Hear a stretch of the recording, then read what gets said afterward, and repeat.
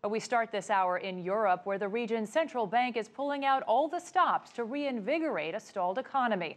The bank had already cut rates to record lows, and the pressure was on for further action. Sure enough, that's what we got, as Jack Barton tells us now from Brussels. With euro area inflation having fallen to less than a quarter of the European Central Bank's target rate, everyone was expecting the ECB to do something.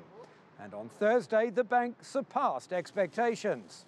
The bank's chief, Mario Draghi, announced a cut to the ECB's benchmark interest rate, taking it to a new record low of 0.05%.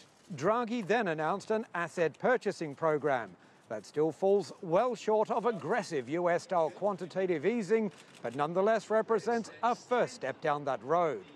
The Eurosystem will purchase a broad portfolio of simple and transparent asset-backed securities, with underlying assets consisting of claims against the euro area non-financial private sector under an ABS purchase program.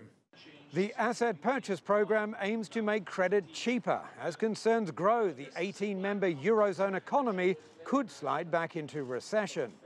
Concerns mirrored by the ECB on Thursday when it cut its growth forecast for the bloc to less than 1%. Concerns I also witnessed on a recent trip to the Eurozone's largest economy, Germany. Storm clouds are gathering over Europe's economic recovery. In the Eurozone's largest economy, Germany, consumer confidence, real output and manufacturing all fell in the second quarter, during which the overall economy contracted. Germany is the Eurozone's economic engine, but lately that engine appears to be grinding to a halt. At least Germany's budget appears balanced and unemployment remains low. Despite the last quarter numbers, Germany isn't in a bad spot, but obviously the larger southern European economies really still need to get in a better place. And for that, I think there's a certain complacency that we're over the hump on the financial crisis, and that's misplaced. Misplaced, and many say economically dangerous. There are considerable risks that the Eurozone crisis may come back in the Eurozone, because neither of three major problems in the Eurozone, the competitiveness, debt of the general government sector, and also the problems in the banking sector, these problems have not been solved in the permanent way. Inflation and growth remain well below target levels, but would more aggressive stimulus by the ECB really help? Many economists argue that Europe's problem is not a lack of stimulus, but an overabundance of regulation, burdensome taxes and rigid labour laws.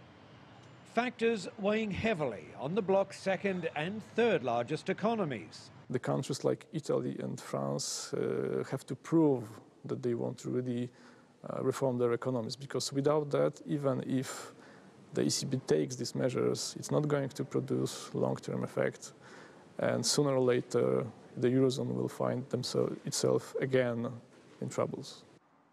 So even if the single currency area is not plunged back into crisis this year, the best it appears it can hope for is to avoid recession, aim for stagnation, while hoping the days when the bloc's future seemed in doubt remain just a memory.